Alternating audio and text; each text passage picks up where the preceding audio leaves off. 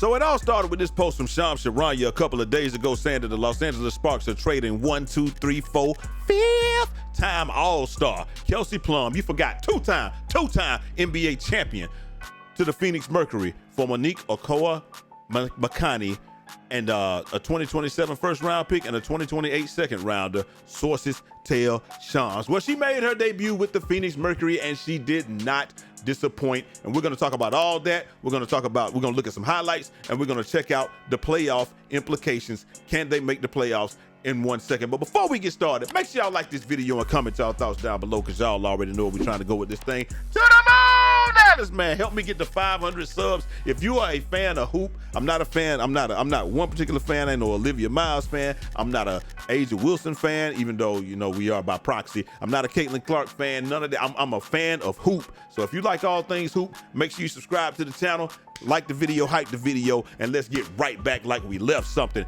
On planet Mercury, the sky is never the limit as the Phoenix Mercury defeat the Chicago Sky 106-101 last night. Very highly contested game. I mean, they battling it out the whole way, and you'll see right there another accolade. One of the accolades before we get to the main players. DeWanna Bonner passes Diana Taurasi last night, 566 regular season games. She's 14 behind Sue Bird. She won't be able to pass it, but this year, because they only have 13 games left, but if she comes back next year, she should be able to comfortably put that to another number. Big shout out to her. And then last but not least, we got to look at the numbers.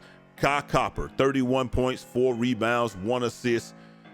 Alyssa Thomas showed her absolute ass last night. 19 points, 15 rebounds, 12 assists. They needed all of that last night with a triple-double.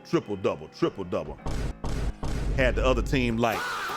And then last but not least, Kelsey Plum in 21 minutes, 20 points, 1 rebound, and 4 assists.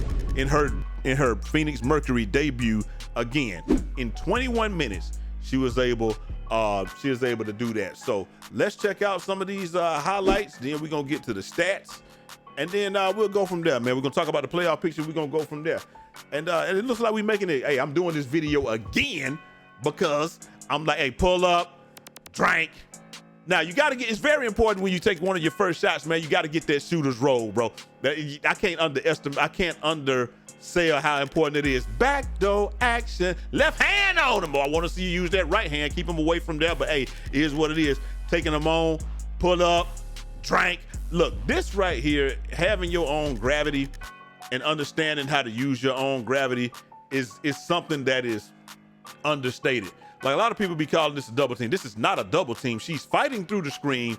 Kahleah Copper is hedging because nobody's gonna let you just get a free run to the basket, right? Unless this is a popper and there's some miscommunication. That's the only way that happens. But that's not what's going on here. She understands what's going on. She knows she's got 2 people out of position. Kahleah Copper doesn't want to defend her. She's got her on an island. You got a recovering a defender. So what she does, steps back away from both of them, makes plenty of space, trays up, splash down, 2-piece, and coming down court yet again, little dribble handoff, attacks Kahleah yet again, left hand on you, lay. This is what you got. I mean, these are the things when you understand your own gravity, settling, understanding that people are gonna try to, because everybody can beat the first person. There's not one, oh, hold on, we gotta switch the mask on, because everybody can beat the first person. But not, hopefully they don't get me with no copyright for the mask, for having my mask off. But everybody can beat the first person. Here you go, got Kahleah Copper yet again in that screen type of situation. Now, she expects you to take the shot, but then she hits her with the pass. Easy bucket right there. So understanding what you did in the first place, they're thinking that you're gonna take this right here, take Kahleah Copper away from the basket again, quick pass on the dive, easy bucket, and the foul, the hoop, and the harm. And that's what having your own gravity does. Right here, they're thinking that you're gonna do something else. Nah, I'm cool with this. Now, she was gonna lay it up, but she lost the ball. Now she gets the opportunity to take Kahleah Copper to the corner, and yet again, tray ball, yeah. This is just good basketball, good, awesome basketball. We also got some Kahleah Copper. 30 points last night, little 30 piece. There was 99. Look at the score right here. They needed all those points. 99 to 99 with a minute and 30 left. And so this is just kind of setting the stage like, hey, hooping is hooping. Big body inside, layup. Turning the corner yet again, another one. Flotation device off the glass, and one! Turning the corner yet again off the screen, dribbling back, finding something. Tough shot inside. Everything not gonna be a foul, man. Got a little snowbird action right there. Little snowbird action. Glad she wasn't hurt right there. She thought that she might have, tweaked that ankle a little bit. Glad to see that wasn't the case. Cross court pass from the corner, tray ball. Yop! One of her favorite positions on the court. That tray ball from either corner. Here we go right here, Alyssa Thomas. Another pass. Yop! And one! Trays up! Splash down the hoop and the harm. A chance for the 4-point play right there. Showing again. Look at Kelsey Plum. Look at what's going to happen. You're here. She understands that Kahleah Copper is open in the corner. She fakes turning the corner. Kahleah Cordo's already given up a couple of layups. She knows she can't get out there. Wide open shot to Kahleah Copper. Tray ball. Yop. Now you're probably thinking, yeah, she might have could have passed it a little bit earlier. And this time she does. Look what happens.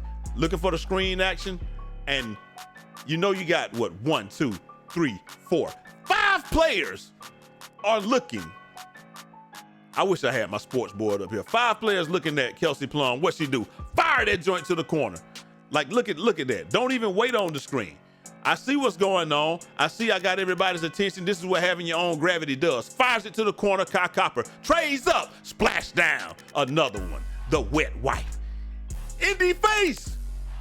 Yet again. I don't know why they don't defend her from this corner a little bit more, bro. You know this. You know that's her favorite spot. But hey, she used that to her advantage. Backdoor action. Backdoor action. Lay.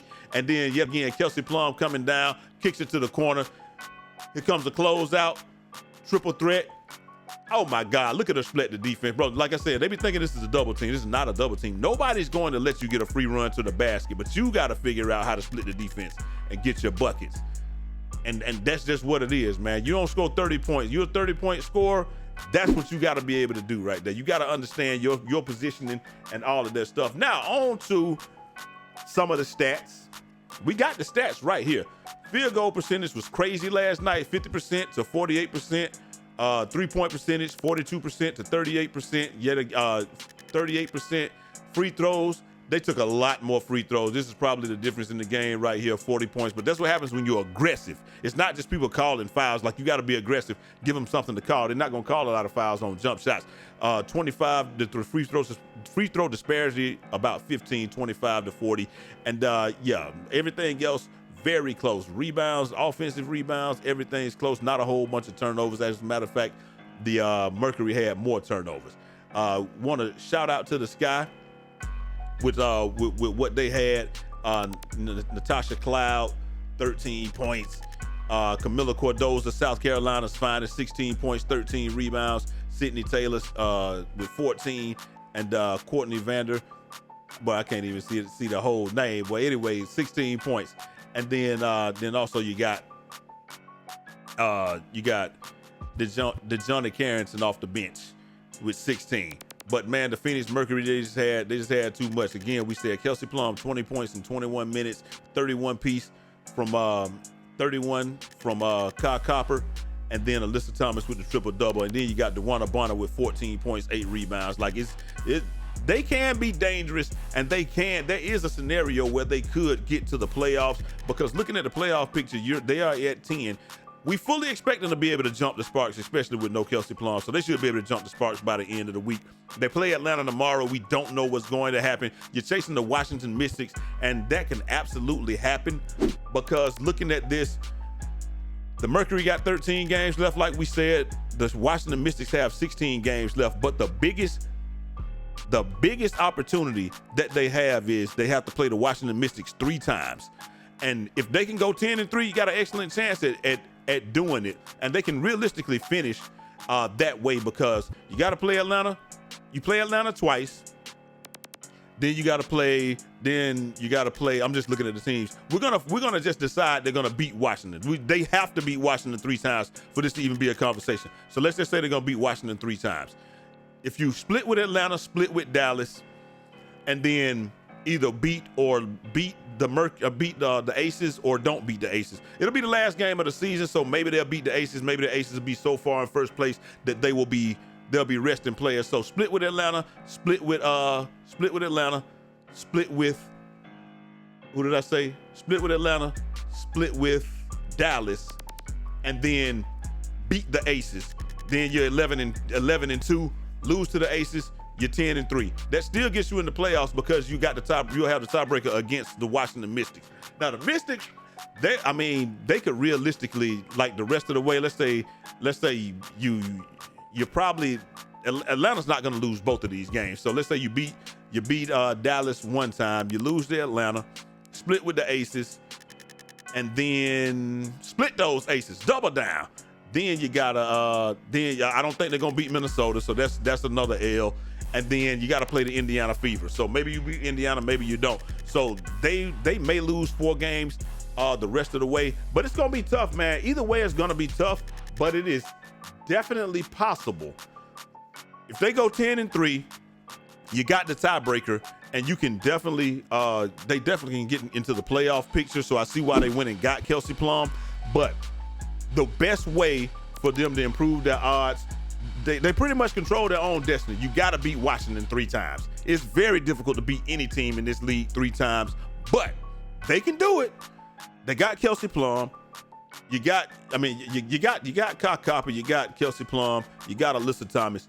It can definitely be done, but they just gonna have to lock it in and do it. And then you just got to beat the teams that you're supposed to beat, and that'll be fine. And I think looking at it like that, it's definitely doable. But y'all let me know what y'all think down in the comment section, man. Like I said, it's a tall order, but definitely doable. So hit that like button, subscribe if you're new. We dropping this type of heat every day of the week. And I'm going to holler at y'all next time. Till next time. It's your boy Eazy, a.k.a. Fresh from the Barbershop, BK the People's Champ. Godspeed.